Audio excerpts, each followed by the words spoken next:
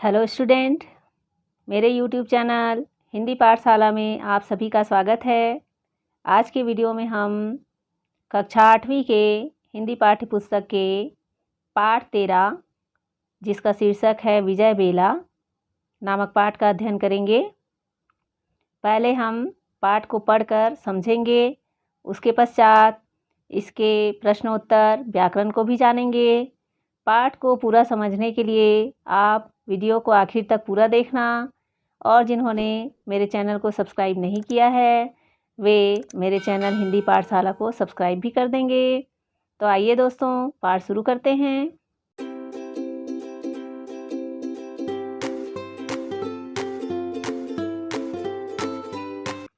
तो स्वतंत्रता की पहली लड़ाई सन 1857 में शुरू हुई थी।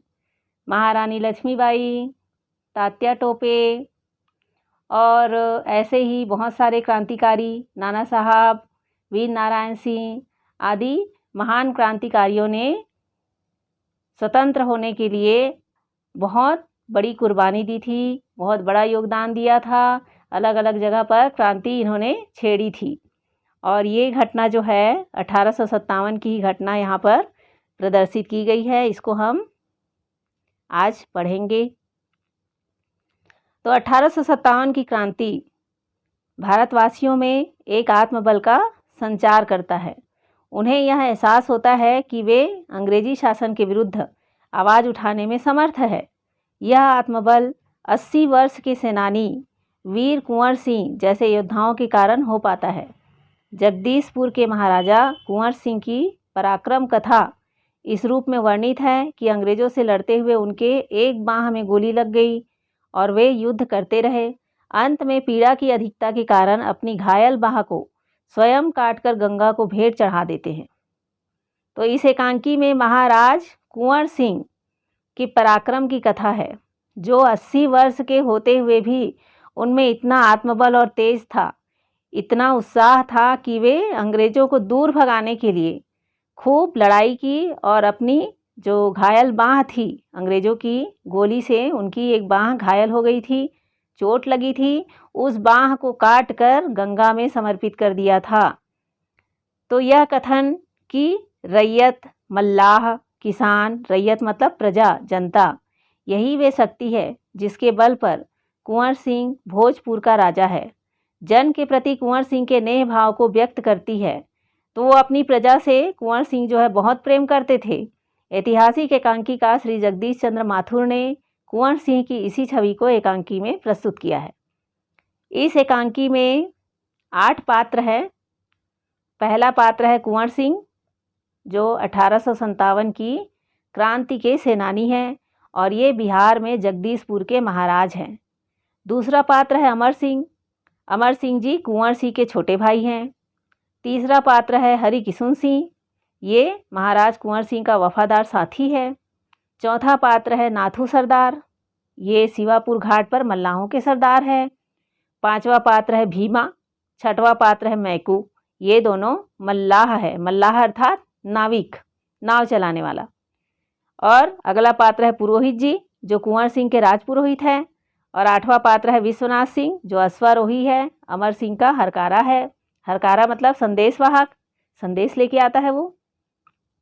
तो पहला दृश्य का मंचन दिखाया गया है कि मल्लाहों के सरदार की झोपड़ी के सामने गंगा से कुछ हटकर नाथू सरदार खड़ा है। भीमा मल्लाह का उसी समय प्रवेश होता है। अब सरदार की जो झोपड़ी थी वहाँ पर नाथू सरदार गंगा नदी से कुछ दूरी पर खड़े हैं। वह उसी समय भीमा मल्लाह का मंच में प्रवेश होता दिखाया गया है।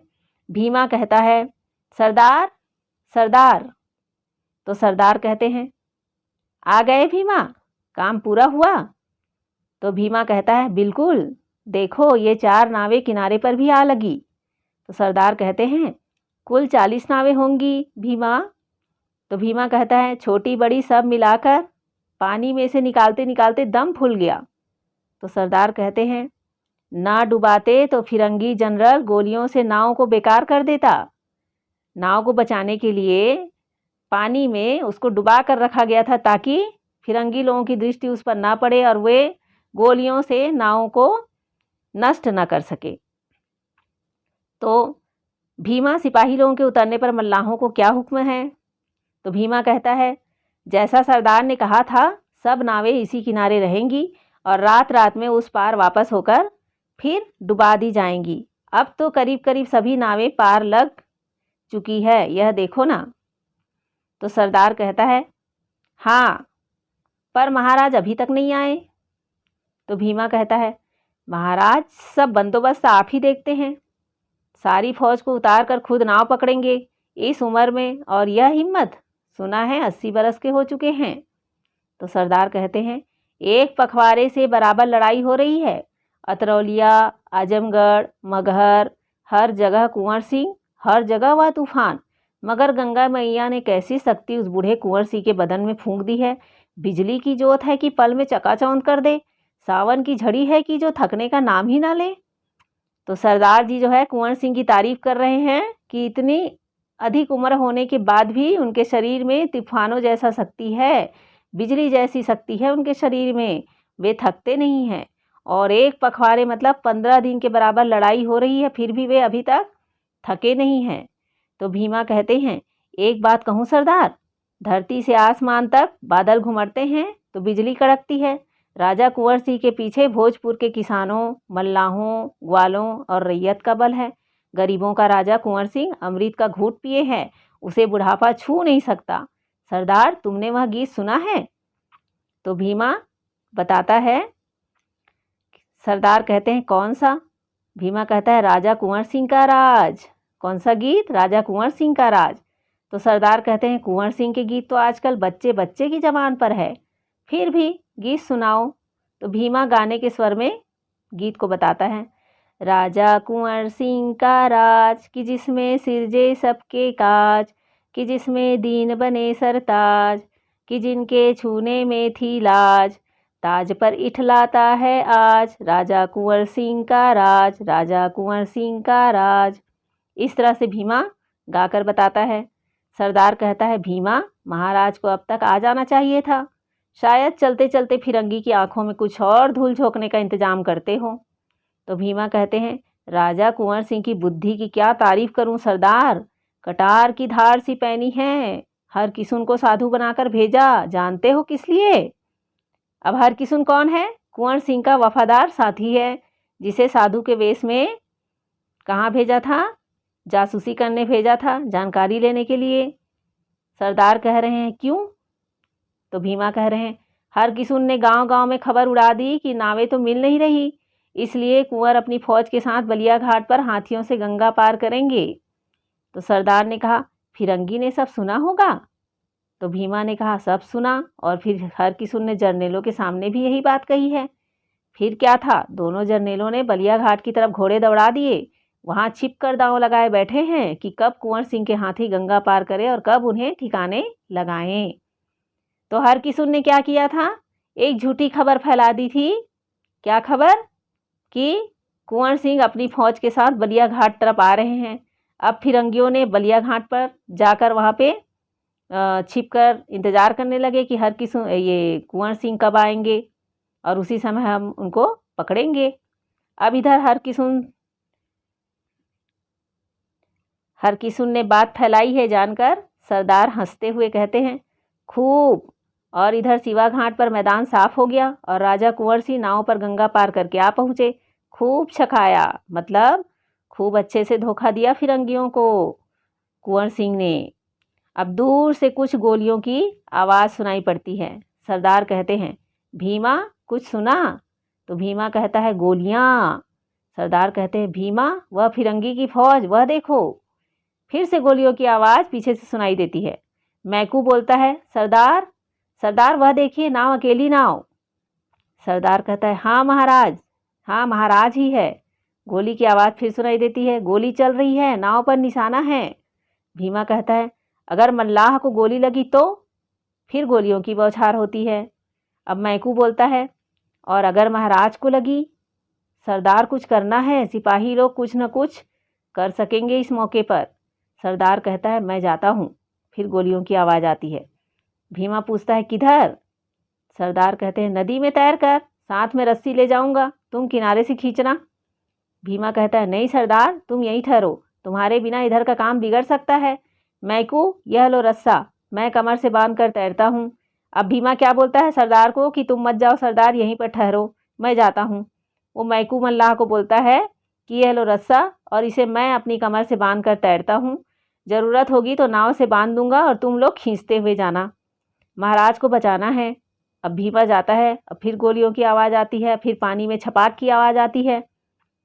सरदार कहता है, मैकू, यह उसी गाजीपुर वाले मल्लाह की करतूत है, उसी के इशारे पर फिरंगियों की फौज बलिया से लौट पड़ी। सरदार बताता है कि वो जो गाजीपुर वाला मल्लाह है ना, उसने फिरंगियों को बता दिया, खबर दे दी कि कुंवर सिंह जो है इस तरफ से आ रहे हैं, बलिया तरफ नहीं जा रहे हैं, इसीलिए वहाँ से फिरंगी लौट के आ गए हैं। तो मैकू ने कहा, हाथ तो कुछ नहीं लगा। सरदार ने कहा, अगर महाराज पहुँच जाए तभी तो भीमा आगे बढ़ निकला है, रस्सी इसी खूंटे से बांध दे मैकू, और तू किनारे पर जाकर मल्लाहों को रस्सी पर लगा दे। मैकू को आदेश दे देता है। एक आध गोली की आवाज़ जब तक सुनाई पड़ती रहती है। मैकू कहता है खूंटे से रस्सी बांधते हुए, गोलियों की बौछार कम हो गई सरदार। तो सरदार कहता है, नाव करीब आ गई है, फिरंगी की गोली कहाँ तक पहुँचेगी। मैकू, मैकू, जल्दी दौड़, भीमा इशारा कर रहा है, दौड़, ला यह रस्सी मुझे दे, उतर जा पानी में। तो मैकू दौड़ते हुए जाता है। सरदार बोलता है, मैकू शाबाश, रस्सी हाथ में ले लेता है। सरदार जो है रस्सी को हाथ में ले लेता है। अब मैकू जो है पानी में दौड़ लगाता है। घोड़े की टाप उसी समय सुनाई पड़ती है। सरदार कहता है, कौन। अश्वारोही कहता है, महाराज कहाँ हैं। अब एक अश्वारोही का प्रवेश होता है, मतलब घोड़े पर जो बैठ कर आया है वो अश्वारोही है, अश्वारोही कहलाता है, घोड़े पर बैठने वाला। सरदार कहता है, आप कौन हैं। अश्वारोही कहता है, जगदीशपुर से मैं आ रहा हूँ, पड़ाव पर मालूम हुआ महाराज घाट पर उतर रहे हैं, अभी उतरे नहीं। सरदार कहता है, गंगा मैया की कृपा रही तो पल भर में उतरे जाते हैं, देख रहे हैं वह नाव। तो अश्वारोही कहता है, क्यों। सरदार कहते हैं, गोलियों की बौछार झेलते हुए आए हैं। अश्वारोही कहते हैं, गोलियां, तो हमारी फौज पड़ाव पर क्यों है। तो सरदार बोलता है, यह फौज के इस पार उतर जाने के बाद हुआ है, पहले फौज इस पार उतर गई थी, तब अंग्रेज़ों को पता चला और वो इस तरफ आके गोलियां बरसा रहे हैं। अश्वारोही कहता है, इधर ही आ रहे हैं, एक और हरकिशन सिंह और दूसरी ओर सरदार। सरदार ने बोला, भीमा मल्लाह, मेरा मल्लाह, इधर आए सरकार, इधर। पानी की छप छप की आवाज़ आती है। घायल कुंवर सिंह का प्रवेश होता है। थोड़ा रुक रुक कर बोलते हैं, किंतु स्वर में फिर भी दृढ़ता है। कुंवर सिंह घायल हो गए हैं, इसलिए थोड़ा रुक रुक कर बोल रहे हैं, और लेकिन फिर भी उनकी आवाज़ में दृढ़ता है। कुंवर सिंह बोलते हैं, नाथू सरदार, तुम्हारा यह भीमा मल्लाह बहुत दिलेर है, इसी की बदौलत ही हम किनारे पर आ सके। तो सरदार कहते हैं, महाराज, जो आपके कुछ काम आ सकें वह भाग्यवान है। तो हरकिशन सिंह कहता है, महाराज, आपको यहाँ कुछ देर रुकना ज़रूरी है। तो कुंवर सिंह कहते हैं, खून देखकर डरते हो हरकिशन सिंह। तो हरकिशन सिंह कहता है, दोनों चोटें गहरी है महाराज। तो कुंवर सिंह कहता है, जांग का जख्म तो गहरा नहीं है, रक्त बंद हो गया, लेकिन बाँह को तुमने बेकार बांध दिया। तो हरकिशन सिंह कहता है, दर्द ज़्यादा है क्या। तो कुंवर सिंह कहते हैं, यह हाथ बेकार हो गया हरकिशन सिंह, हड्डी अलग हो गई है, मांस लटक रहा है, फिरंगी की गोली पड़ी है। हरकिशन सिंह ने कहा, यहाँ कोई जर्राह भी तो नहीं है। जर्राह मतलब वैद्य होता है, जो चीर फाड़ करके फोड़ा आदि को ठीक करता है, चिकित्सा करता है, उसको जर्राह कहते हैं। तो हरकिशन सिंह कहता है कि यहाँ तो कोई वैद्य नहीं है, कोई जर्राह भी नहीं है, कैसे हम आपकी बाँह का इलाज कराएं। सरदार कहता है, सरकार, रात भर यहाँ आराम करें, मैं वैद्य के लिए आदमी दौड़ाता हूँ। तो कुंवर सिंह कहता है, नाथू सरदार, तुम लोग दिलेर हो, लेकिन अकल मोटी है। मैं और मेरी फौज के आदमी यहाँ रहेंगे तो भोर होते ही गाजीपुर में फिरंगियों का स्टीमर आ पहुँचेगा। तो सरदार कहता है, लेकिन आपको तो तकलीफ़ है। तो सरदार कहते हैं, कुंवर सिंह कहते हैं, तकलीफ़, नाथू सरदार, तुमने नशा किया है कभी। तो सरदार कहता है, सरकार, अक्सर करते हैं। तो कुंवर सिंह कहते हैं, मुझे भी यह 1 साल से नशा है, फिरंगियों ने मुझे एक नया नशा दे दिया है। मतलब कुंवर सिंह फिरंगियों से लड़ने के लिए बहुत उत्साहित है, उनको मार भगाने के लिए वो बहुत ज़्यादा उत्साह और साहस से और जोश के साथ लड़ाई लड़ना चाहते हैं। तो सरदार कहते हैं, महाराज की जीत ही हर जगह जय जयकार है। कुंवर सिंह कहते हैं, जीत और हार क्या है, युद्ध भी एक हुनर है, कला है। आंख मूंद कर शत्रु से भिड़ जाना युद्ध कला नहीं है। असली हुनर है सतरंजी चालों में मात पर मात देने में। इन फिरंगी जर्नेलों को छकाने में जो मज़ा आता है, उसके आगे सब नशे फीके हैं। तुम कहते हो मैं घायल हूँ, मैं कहता हूँ कलावंत अपना हुनर दिखाने में चोट खा जाए तो उसकी वह चोट सिंगार हो जाती है, सुंदरता हो जाती है। तो भीमा कहते हैं, राजा कुंवर सिंह की दिलेरी जवानों को भी नीचा दिखाती है। कुंवर सिंह कहते हैं, तुम कहते हो मैं बहादुर हूँ, मैं मौत से डरता नहीं, मगर मौत को न्योता भी नहीं देता। आगे बढ़ना भी जानता हूँ और मौके पर कदम पीछे भी हटा सकता हूँ। मेरी दिलेरी के पीछे दिमाग है, कोरा दिल ही नहीं है हरकिशन सिंह। तो कुंवर सिंह कहते हैं कि मैं बुद्धि और सूझबूझ से काम लेता हूँ, मेरे पास दिल और दिमाग दोनों हैं। तो हरकिशन सिंह कहते हैं, जी आप थोड़ा लेट जाएं, मैं डोली का बंदोबस्त करता हूँ। कुंवर सिंह कहते हैं, डोली? मुझे मेरे बुढ़ापे की याद न दिलाओ हरकिशन सिंह, कितनी देर का रास्ता होगा? तो हरकिशन सिंह कहते हैं, जगदीशपुर का यही कोई। तभी अश्वारोही आता है, जो अब तक चुपचाप खड़ा था, वो बोलने लग जाता है, महाराज घोड़े से रात भर का रास्ता है, डोली में देर लगेगी। अश्वारोही उसी समय कहता है, जो पहले चुपचाप खड़ा था, वो अब बोलता है कि महाराज घोड़े से चलेंगे तो रात भर में पहुंच जाएंगे, लेकिन डोली से चलेंगे तो बहुत ज़्यादा समय लगेगा। तो कुंवर सिंह कहते हैं, तुम कौन हो? अश्वारोही कहता है, मैं अभी जगदीशपुर से आया हूँ महाराज ही के पास। कुंवर सिंह बैठकर कहते हैं, तुम जगदीशपुर से आए हो मेरे पास और अब तक चुपचाप खड़े ही रहे, तुम्हारा नाम क्या है? तो अश्वारोही कहता है, विश्वनाथ सिंह, यह खरीदा भी लाया हूँ। तो अश्वारोही ने अपना नाम बताया, विश्वनाथ सिंह, और बताया कि मैं ये लिफाफा खरीदा, मतलब बड़ा वाला लिफाफा जिसमें बड़े अधिकारियों का आदेश या संदेश लिखा भरा रहता है। कुंवर सिंह बोला, किसने भेजा है? विश्वनाथ ने कहा, कुंवर अमर सिंह ने। अब कुंवर अमर सिंह कौन है? कुंवर सिंह के, जो महाराज कुंवर सिंह हैं, उनके छोटे भाई हैं। कुंवर सिंह ने कहा, पढ़ो हरकिशन सिंह, अमर सिंह क्या लिखता है। विश्वनाथ, तुम कुंवर सिंह को नहीं जानते हो, नालायकी के लिए गोली से उड़ा देता हूँ। तो विश्वनाथ को डांटते हुए कुंवर सिंह कहते हैं कि मैं नालायकी के लिए गोली से उड़ा देता हूँ? तुम अब तक चुपचाप खड़े थे और अभी अचानक बोल रहे हो कि अमर सिंह ने पत्री भेजी है। तो विश्वनाथ बोलता है, खता हुई महाराज, मैं समझा महाराज घायल है। तो कुंवर सिंह ने कहा, फिर वही बात, जिस भाई से 10 महीने से बिछड़ा हुआ हूँ, उसकी चिट्ठी पढ़ने के लिए अच्छा होने का इंतजार करूँगा? जगदीशपुर वापस पहुँचने के लिए मैंने आजमगढ़ छोड़ा, गाजीपुर पर हमला नहीं किया और गंगा पार करने के लिए यह सब जाल रचा। हरकिशन सिंह बोला, वह तो अब तक जगदीशपुर पहुँच गए होंगे, मतलब अमर सिंह जगदीशपुर पहुँच गए होंगे। तो कुंवर सिंह ने कहा, कौन अमर सिंह? क्या यही लिखा है? पूरी बात कहो हरकिशन सिंह। तो हरकिशन सिंह ने कहा, फिरंगी जगदीशपुर में नहीं है, कुमार अमर सिंह आज शाम ही दल बल सहित वहां पहुंच रहे हैं। दक्षिण का सारा इलाका हाथ में आ गया है, आपने पहुंचने भर की देर है। भोजपुर की सारी रैयत जगदीशपुर के झंडे के नीचे फिर जमा हो रही है। आजमगढ़ की लड़ाई की चर्चा से महाराज का असर दिन दूना रात चौगुना बढ़ रहा है। आपने लड़ाई में जो जीत हासिल की है ना, उससे आपकी जनता का उत्साह दिन दूना बढ़ते जा रहा है। तो कुंवर सिंह बोले, और फिरंगी? तो हरकिशन सिंह ने कहा, आरा में ही है, जंगल की वजह से हिम्मत नहीं पड़ती, मगर हमले की तैयारी जोरों से कर रहे हैं, जासूसों ने खबर दी है। हरकिशन सिंह ने बताया कि फिरंगी जंगल के उस पार है, आरा में। जंगल बहुत बिहड़ जंगल की वजह से उनकी हिम्मत नहीं हो रही है इस तरफ आने की। कुंवर सिंह ने कहा, क्या? हरकिशन सिंह बोले, कर्नल लेगार्ड नामक अफसर 1-2 दिन में ही हमला करने वाला है। जंगल के किनारे पर रसद का सामान पहुंचाया जा रहा है। अब रसद का सामान फिरंगियों के पास जा रहा है। रसद मतलब भोजन सामग्री। सैनिकों को लड़ाई में भोजन दिया जाता है और वहाँ से यहाँ पहुँचाया जाता है, जहाँ पे सेनानी रहते हैं वहाँ पर, उसको बोलते हैं रसद सामग्री। तो कुंवर सिंह ने कहा, तो हम अभी रवाना होंगे, अभी कूच का डंका बजाओ। कूच करना मतलब आक्रमण करना। अभी आक्रमण का डंका बजाओ, सवेरे तक पहुंचना है। तुम लोग जाओ, तैयारी करो, लेकिन जरा ठहरो हरकिशन सिंह बोलता है, जी। कुंवर सिंह ने कहा, कूहनी की चोट ने इस हाथ को बेकार ही नहीं किया है, सारे बदन में जहर फैलाना शुरू कर दिया है।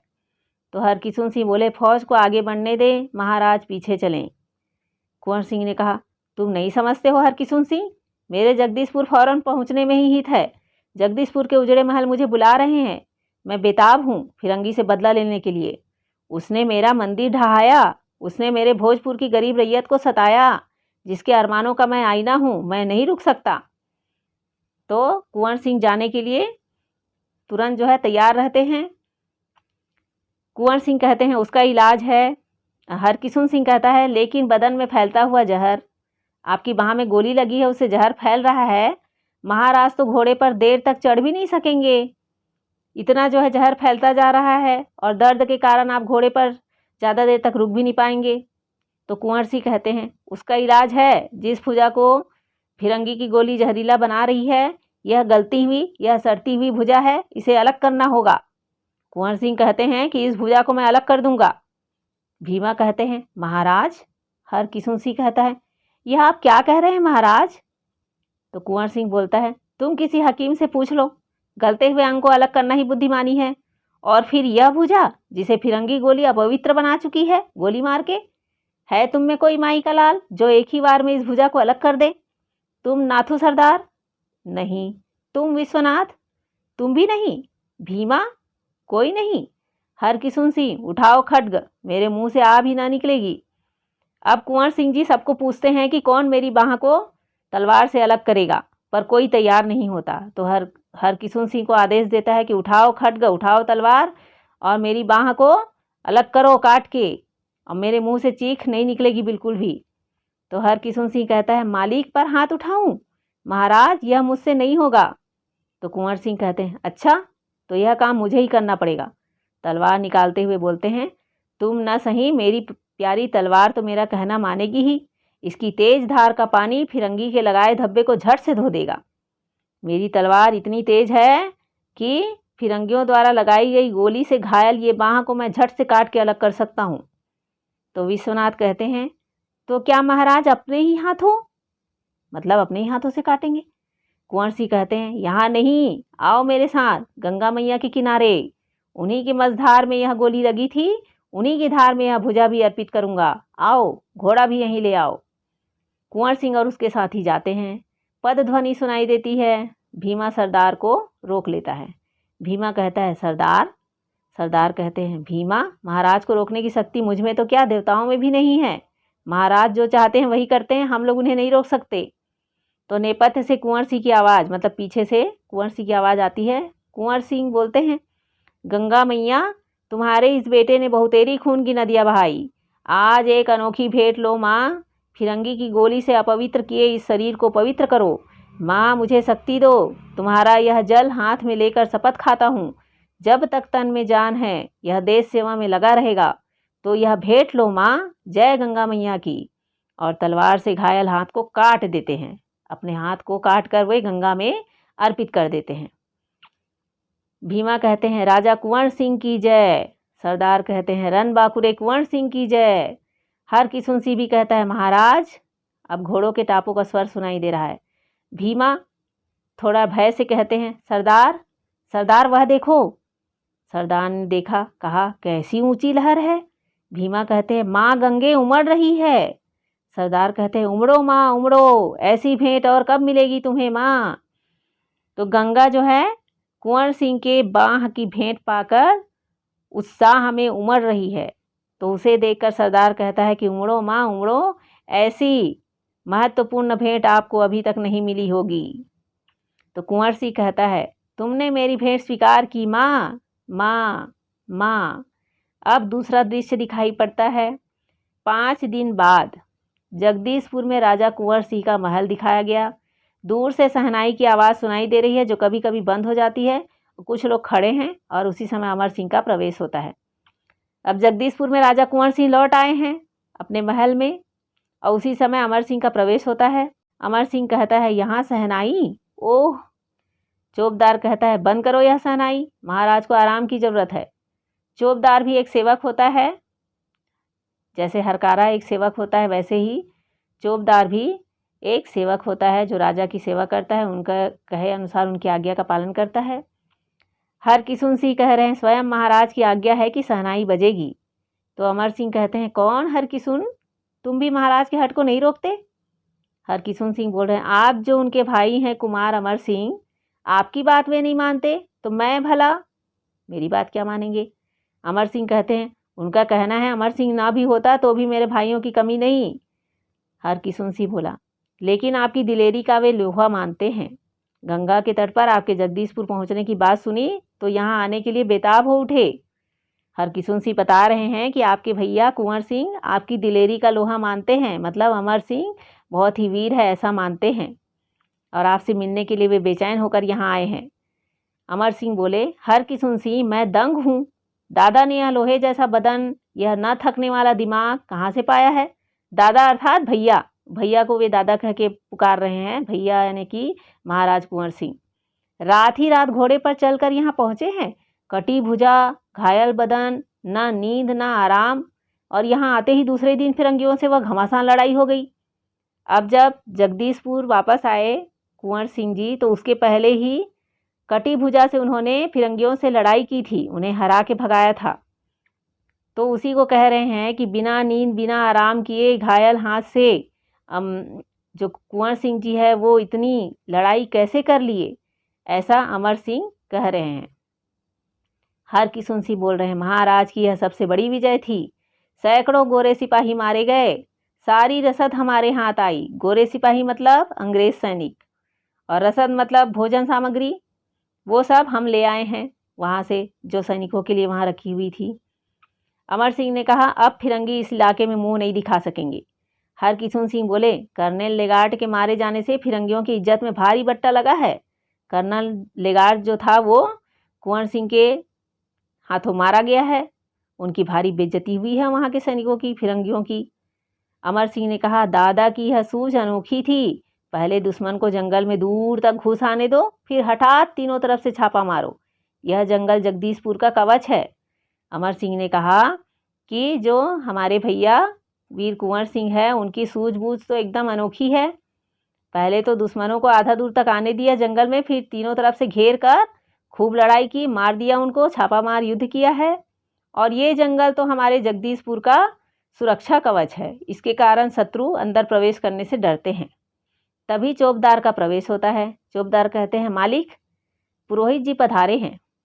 तो अमर सिंह कहते हैं पुरोहित जी आने दो। अब चौबदार जाता है, पुरोहित जी को बुलाता है, पुरोहित जी का प्रवेश होता है। पुरोहित जी कहते हैं कैसे हैं महाराज, मेरे पास आज्ञा पहुंची, तुरंत बुलाया है। तो अमर सिंह ने कहा जगदीशपुर के महल पर कंपनी के झंडे के स्थान पर यह भारतीय झंडा देखकर संतोष हुआ पुरोहित जी। अब झंडा जो है भारत का लगा हुआ था महल पर। पुरोहित जी बोले एक दिन फिरंगियों के अत्याचारों को देखकर महा असंतोष हुआ था, महल के वृक्षों पर लाशें टंगी हुई थी, मंदिर को बारूद से उड़ा दिया गया था, और आज आप दोनों भाइयों के शौर्य और प्रताप से फिरंगी किंकर्तव्य विमूढ़ है, अर्थात फिरंगी सोच रहे हैं कि क्या करें और क्या न करें, हम तो हारते जा रहे हैं, ऐसा फिरंगी सोच रहे हैं। मतलब फिरंगियों को वीर कुंवर सिंह अमर सिंह ने दोनों ने मिलकर हरा दिया। अमर सिंह बोलते हैं लेकिन पुरोहित जी मैं समझता हूँ दादा काल और उम्र के बंधनों से परे हैं। तो अमर सिंह जी कहते हैं कि हमारे भैया जो हैं उन पे उम्र का बंधन नहीं प्रभाव दिखा सकता, वे इतने उम्र के हो गए हैं फिर भी जवानों की तरह तेज रहते हैं, जोशीले रहते हैं, उनका दिमाग भी बहुत तेज चलता है। तो पुरोहित जी कहते हैं आपने ठीक सोचा था कुमार साहब, उनके यश के उत्तुंग शिखर तक काल की पद दलित धूल नहीं पहुंच सकती। कुंवर सिंह इतने यशस्वी हैं कि उनके यश को समय भी अपने धूल से दबा नहीं सकता, उस पर धूल की परत नहीं जम सकती। तो हरकिशुन सिंह कहते हैं कि इधर ही आ रहे हैं, कुंवर सिंह इधर ही आ रहे हैं। कुंवर सिंह का उसी समय प्रवेश होता है, स्वर में शिथिलता है। पुरोहित जी कहते हैं महाराजाधिराज कुंवर सिंह की जय हो। महाराज इस अवस्था में आपको बाहर आना उचित नहीं। तो कुंवर सिंह कहते हैं कौन, पुरोहित जी आप आ गए। तो अमर सिंह कहते हैं तोशक मंगाऊं। तोशक मतलब बैठने का आसन। कुंवर सिंह कहते हैं मंगाओ, और पिताजी का दिया पुराना खड्ग भी मंगाओ। पुरोहित जी देखा यह लिबास, लिबास मतलब वेश अपना जो वेश रहता है। पुरोहित जी बोले महाराज का प्रताप द्विगुणित होकर चमक रहा है, इस राजसी वेशभूषा में। कुंवर सिंह कहते हैं, जानते हो हरकिशन सिंह, आज मैंने यह ठाठ क्यों रचा है? नहीं जानते? तोशक लाया जाता है और चौकी पर रख दिया जाता है। कुंवर सिंह उसमें बैठ जाते हैं। हरकिशन सिंह, महाराज थोड़ा लेट जाएं। कुंवर सिंह, यह लिबास लेटने के लिए नहीं है। हरकिशन सिंह, अमर सिंह, अमर सिंह। अमर सिंह बोलता है, हाँ भैया। तोशक मतलब उपहार होता है, उपहार सामग्री, और उसे लाकर चौकी पर रख देते हैं। उसके बाद कुंवर सिंह बैठ जाते हैं। कुंवर सिंह ने कहा, मैंने कुछ और लोगों को भी बुलाया है। तो पुरोहित जी कहते हैं, बाहर सब महाराज के दर्शन की प्रतीक्षा में हैं। हरकिशन सिंह, भोजपुर के सब परगनों के जेठ रैयत आए हैं? मतलब मुख्य रैयत आए हैं कि नहीं आए हैं? मुख्य जो प्रजा का जो लीडर होता है, नेता, वो आए हैं कि नहीं आए हैं? तो कुंवर सिंह कहते हैं, बुलाओ उनको भी। अमर सिंह कहते हैं, यहाँ? तो कुंवर सिंह कहते हैं, हाँ, यह महल जितना मेरा और तुम्हारा है उतना ही उनका भी है। अब चौबदार जाने को उद्यत है, वो जाता है बुलाने के लिए। कुंवर सिंह कहते हैं, और चौबदार, उन्हें भी बुलाओ। क्या नाम था उस मल्लाह का? हरकिशन? हरकिशन सिंह बोला, नाथू सरदार। तो कुंवर सिंह ने कहा, हाँ, और वह जिसने नाव खींची थी उसका क्या नाम था? तो हरकिशन ने बताया, भीमा मल्लाह। तो कुंवर सिंह ने कहा, दोनों को बुलाओ। दोनों को मतलब नाथू सरदार और भीमा, दोनों को बुलाओ। अब चौबदार बुलाने जाता है। पुरोहित जी कहते हैं, महाराज आपकी भुजा बहुत अधिक सूज रही है, आप विश्राम करें। तो कुंवर सिंह कहते हैं, पुरोहित जी, 8 महीने पहले आपने मदिरा का एक घूंट पिलाया था। पुरोहित जी ने कहा, राजपूतियान का घूंट, विदेशियों से प्रतिशोध लेने की मदिरा का घूंट। तो कुंवर सिंह कहते हैं, पुरोहित जी, नशा उतर रहा है, बुढ़ापे के बंधन जो टुक टुक हो गए थे फिर से जुड़ गए हैं। तो अमर सिंह रूंधे गले से बोलता है, दादा, दादा। कुंवर सिंह कहते हैं, छी अमर सिंह, तुम्हारी आंखों में आंसू? आज तो मेरी विजय की बेला है, आज तो फिरंगी के अरमानों की कब्र पर मेरा सिंहासन जम रहा है, और तुम्हारी आंखों में आंसू? इधर देखो, रैयत, मल्लाह और ग्वाले, ये सब आए हैं। चौबदार के साथ जेठ रैयतों, मल्लाहों और ग्वालों का प्रवेश होता है। अमर सिंह कहते हैं, दादा, कौन सी शक्ति है जिसने आपके प्राणों में अटूट साहस का तूफान फूंक दिया? मुझे भी उसका वरदान दीजिए।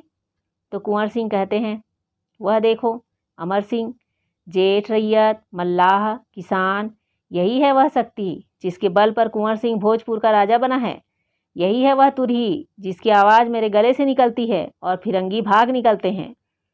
अमर सिंह, नेह के बिना ज्योति कैसी, प्रजा के बिना राजा कैसा, इनका साथ ना छोड़ना भैया। कुंवर सिंह अमर सिंह को बताते हैं कि ये जो रैयत है, ये जो हमारी प्रजा है, वही मेरा बल है और वही तुम्हारा भी बल बनेगा, इसलिए इसका साथ और इसका प्रेम कभी मत छोड़ना। तो अमर सिंह कहते हैं, दादा मैं समझ रहा हूँ। तो कुंवर सिंह कहते हैं, शहनाई क्यों बंद कर दी? पुरोहित जी, तिलक लगाइए, लगाइए। आप लोग चुप है? कुंवर सिंह का राज तिलक और यह चुप्पी? हरकिशन सिंह, हाँ, भीमा मल्लाह, अब यहाँ पर राज तिलक हो रहा है किसका? अमर सिंह का।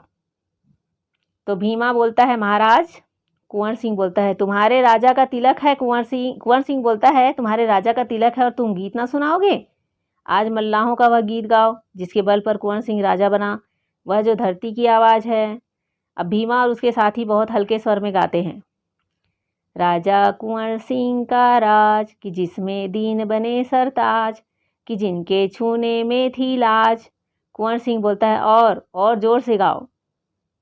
ताज पर इठलाता है आज, राजा कुंवर सिंह का राज। कुंवर सिंह बोलते हैं, अमर सिंह। तो अमर सिंह बोलता है, दादा। कुंवर सिंह कह रहे हैं, सुनी वह आवाज़, गंगा मैया की आवाज़। अमर सिंह कहते हैं, सुन रहा हूँ भैया। कुंवर सिंह कहते हैं, अमर सिंह, फिरंगी को छोड़ना मत। अमर सिंह बोलता है, नहीं छोड़ूंगा, मैं आरा पर हमला करूंगा दादा। कुंवर सिंह कहते हैं, कल ही हमला करना। अमर सिंह कहते हैं, कल ही दादा, कल ही करूंगा। अब स्वर तीव्र हो रहा है। कुंवर सिंह कह रहे हैं, गंगा मैया तुम भुजा से संतुष्ट नहीं तो लो। कुंवर सिंह गंगा मैया से कह रहे हैं कि तुम मेरी भुजा से संतुष्ट नहीं हो तो मैं अपनी जान को भी तुम पर कुर्बान करूंगा। अब पुरोहित जी बोल रहे हैं, दीपक बुझ रहा है, स्वर मंद हो जाता है। अमर सिंह दादा दादा करके रूंधे गले से पुकारते हैं, अर्थात कुंवर सिंह जी का जो है यहाँ पे पटाक्षेप और गाने की गूंज जारी होती है। कुंवर सिंह जी इतने घायल हो चुके थे कि उनका जो है निधन हो जाता है। अब ये पाठ जो है आप लोगों ने समझ लिया है कि कैसे उत्साह और सूझबूझ के साथ, हिम्मत और ताकत और सूझबूझ के साथ कुंवर सिंह ने फिरंगियों को वहाँ से अपने जो इलाका है, अपने एरिया है, वहाँ से उन्होंने मार भगाया था। अब आगे इसके जो शब्दार्थ है इसको भी आप याद कर लेंगे। बंदोबस्त मतलब प्रबंध या इंतज़ाम, रैयत माने प्रजा या रियाया, जनता या शासित, सरताज माने नायक, सरदार, शिरोमणि, इखलाना माने इतराना, मटकना, गर्वसूचक चेष्टा या भाव, करतूत माने काम, कला, दिलेर मतलब बहादुर, साहस, सूरवीर, जर्राह मतलब चीर फाड़ आदि का काम करने वाला, फोड़ा आदि को चीर कर चिकित्सा करने वाला, फिरंगी मतलब गोरे या अंग्रेज, हुनर मतलब कारीगरी, कला, फन, बेताब मतलब जो बेचैन हो, विकल हो, व्याकुल हो, मझधार माने नदी के मध्य की धारा, बीच धारा, किसी काम का मध्य, खरीता मतलब वह बड़ा लिफाफा जिसमें किसी बड़े अधिकारी आदि की ओर से मातहत के नाम आज्ञा पत्र हो, लिबास माने पहनावा या पोशाक, चौबदार मतलब ऐसे सेवक प्रायः राजा महाराजा और बहुत से रईसों की ड्योढ़ियों पर समाचार आदि ले जाने और ले आने तथा इसी प्रकार के दूसरे काम के लिए रहते हैं। सवारी या बारात आदि में ये आगे आगे चलते हैं। प्रतिशोध मतलब बदला। अब आगे हम प्रश्न उत्तर को देखेंगे। नीचे लिखे प्रश्नों के उत्तर लिखिए। पहला प्रश्न है, इस एकांकी की घटना किस समय की है? तो आपने अभी अभी पढ़ा है पाठ में कि इस एकांकी की घटना 1857 का अंग्रेजों के विरुद्ध प्रथम स्वतंत्रता संग्राम के समय की है। प्रश्न दूसरा है, कुंवर सिंह विश्वनाथ सिंह पर क्यों नाराज हुए? तो आप उत्तर में बता सकते हैं कि विश्वनाथ महाराज कुंवर सिंह को घायल समझकर उसके भाई अमर सिंह द्वारा भेजी गई चिट्ठी को नहीं पढ़ता है, तब कुंवर सिंह विश्वनाथ सिंह पर नाराज होते हैं। अब विश्वनाथ सिंह कौन था? वही अश्वारोही। प्रश्न 3 है, भीमा अपने सरदार से बाबू वीर कुंवर सिंह के बारे में क्या कहता है? उत्तर है, भीमा अपने सरदार से बाबू कुंवर सिंह के बारे में कहता है कि वीर कुंवर सिंह की बुद्धि की क्या तारीफ करूं, सरदार कटार की धार सी पहनी है। आगे प्रश्न है, कुंवर सिंह ने अपनी बाह काटकर गंगा जी में क्यों अर्पित कर दी? उत्तर है, कुंवर सिंह की बाह पर अंग्रेजों की गोली लगी, जिसके कारण उसका जहर फैलता जा रहा था। चूंकि फिरंगी की गोली से उनका शरीर अपवित्र हो गया था, इसलिए काटकर गंगा जी को अर्पित कर अपना शरीर पवित्र करना चाहते थे। प्रश्न 5 है, बच्चे बच्चे के जवान पर चढ़े कुंवर सिंह के गीत का भाव क्या है? उत्तर है, राजा कुंवर सिंह गरीबों के राजा कहे जाते थे। हर कोई उन्हें दुआ देते थे, उनके गुणगान गाया करते थे। उनके गीत का भाव यह रहता था कि राजा कुंवर सिंह के राज में हर किसी के सिर पर ताज है, हर किसी के काम पूर्ण होते हैं, गरीबों के बीच राजा भगवान के समान पूजे जाते हैं। प्रश्न 6वां है, आप यह कैसे सिद्ध करोगे कि सन 1857 के स्वतंत्रता संग्राम में सभी वर्ग के लोगों ने संग्राम में भाग लिया था? तो उत्तर है, सन 1857 के स्वतंत्रता संग्राम में दिल्ली के बादशाह बहादुर शाह जफर, कानपुर के नाना साहब, झांसी की रानी लक्ष्मीबाई एवं बिहार में जगदीशपुर के महाराज कुंवर सिंह ने नेतृत्व प्रदान की तथा सभी लोगों को जनसाधारण का समर्थन प्राप्त हुआ था। प्रश्न 7 है, कुंवर सिंह ने वह कौन सी शक्ति बताई जिसके बल पर वे भोजपुर के राजा थे? उत्तर है, कुंवर सिंह ने भोजपुर के गरीब रैयत माने प्रजा, किसानों, मल्लाहों, ग्वालों को अपनी शक्ति बताई, जिसके बल पर वे भोजपुर के राजा थे। प्रश्न 8वां है, किसकी बदौलत कुंवर सिंह किनारे पर आ सके और कैसे?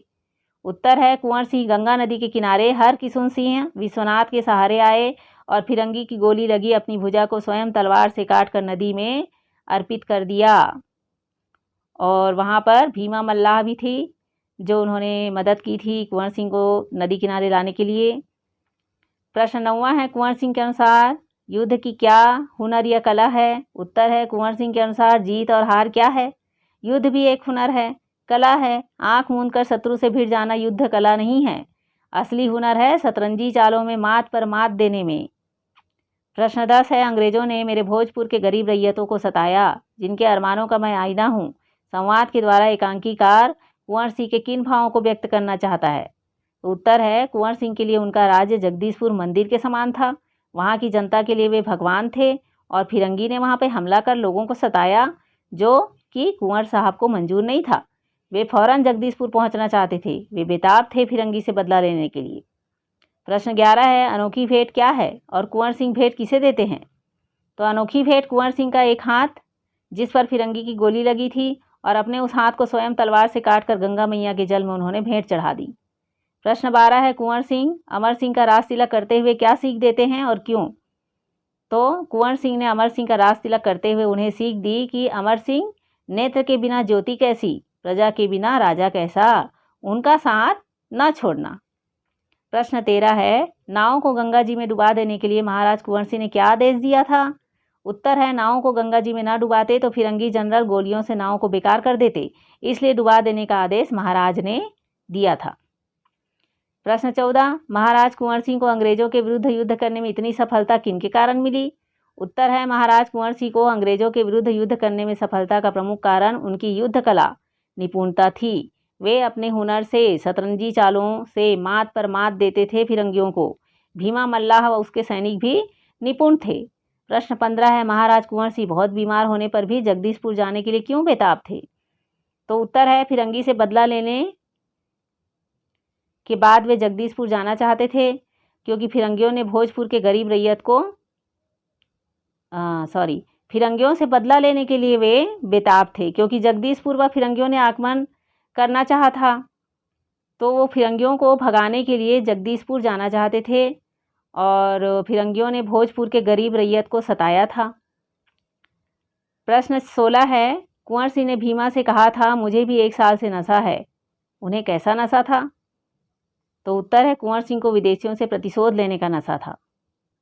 प्रश्न 17 है, इन पंक्तियों का अर्थ सप्रसंग देखकर लिखिए। क है, मैं मौत से डरता नहीं मगर मौत को न्योता भी नहीं देता। तो उत्तर है, प्रसंग है। प्रस्तुत पंक्ति में महाराज कुंवर सिंह कहते हैं वे सोच समझकर युद्ध के लिए आगे बढ़ते हैं।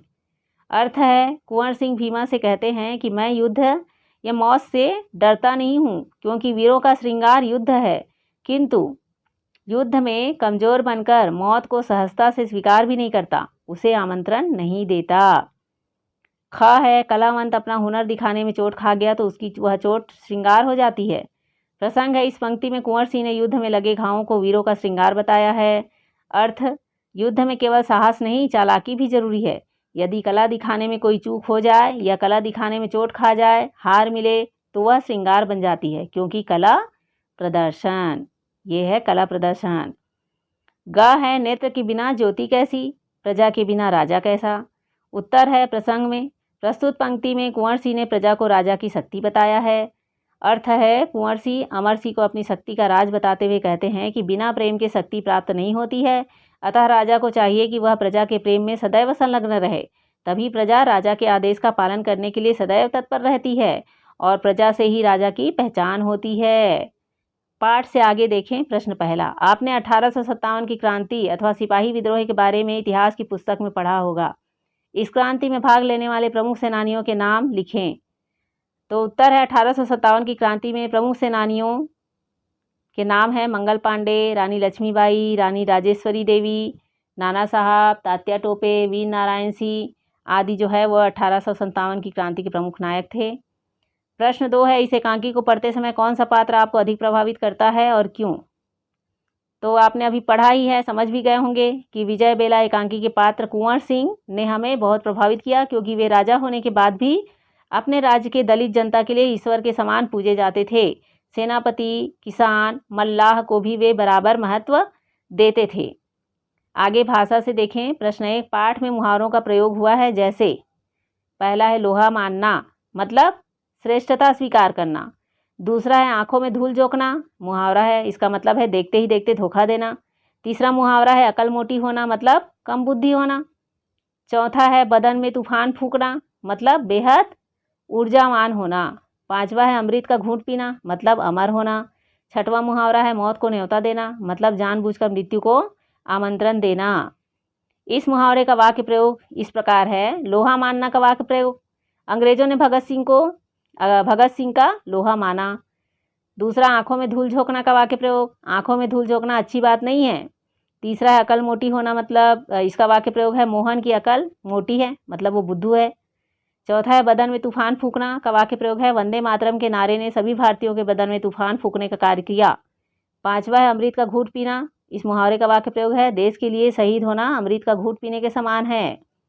छठवा है मौत को न्योता देना, अर्थात युवक का तेज रफ्तार में गाड़ी चलाना मौत को न्योता देने के बराबर है। इस प्रकार आप भी वाक्य प्रयोग कर सकते हैं नए नए प्रकार से सोचकर।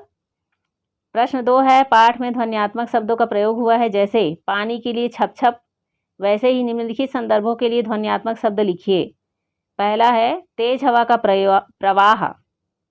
तो तेज हवा चलती तब कैसा लगता है? साए साए, साए साए की आवाज़ होती है। नदी की धारा की आवाज़ कलकल, कलकल आवाज़ होती है नदी की धारा की। तीसरा है पैरों की ध्वनि की आवाज़ थप थप, थप थप होती है। चौथा है खाली हवेली या घर कैसा करता है? साए साए। पांचवा है आग की लपटें धूं धूं, धूं धूं कर जलती है। छठवा है अंधेरा या सुना रास्ता सन सन, सन सन या सुन सुन की आवाज़ आती है। प्रश्न तीसरा है पाठ में प्रयुक्त जातिवाचक और भाववाचक संज्ञा का चुनाव कीजिए। यहाँ कुछ शब्द दिए गए हैं जिसमें से जातिवाचक और भाववाचक संज्ञा को अलग करना है आपको। जहरीला, दिलेरी, हाहाकार, कलाकारी, हरकारा, सरदार, सरदारी, दिलेरी, कलावंत, जर्राह, सतरंजी, जासूसी, बेताबी, जहर, नालायकी, ये सारे शब्द दिए हैं जिसको आपको अलग करना है। तो भाववाचक है इन शब्दों में जहरीला, कलाकारी, जासूसी, दिलेरी, सतरंजी, बेताबी, हाहाकार, सरदारी, नालायकी, ये सब भाववाचक संज्ञा है। जातिवाचक संज्ञा है सरदार, जहर, हरकारा, कलावंत, जर्राह, ये सब जातिवाचक संज्ञा है। तो दोस्तों आपने ये पाठ बहुत अच्छी तरह से समझ लिया होगा। अगर ये वीडियो अच्छी लगी तो अपने दोस्तों को ज़रूर शेयर कीजिए, लाइक कीजिए, और जिन्होंने मेरे चैनल को सब्सक्राइब नहीं किया है वे सब्सक्राइब भी कर देंगे, बेल आइकन को भी दबा देंगे, जिससे बाकी के पार्ट के वीडियो के नोटिफिकेशन आपको मिल सके। Thank you.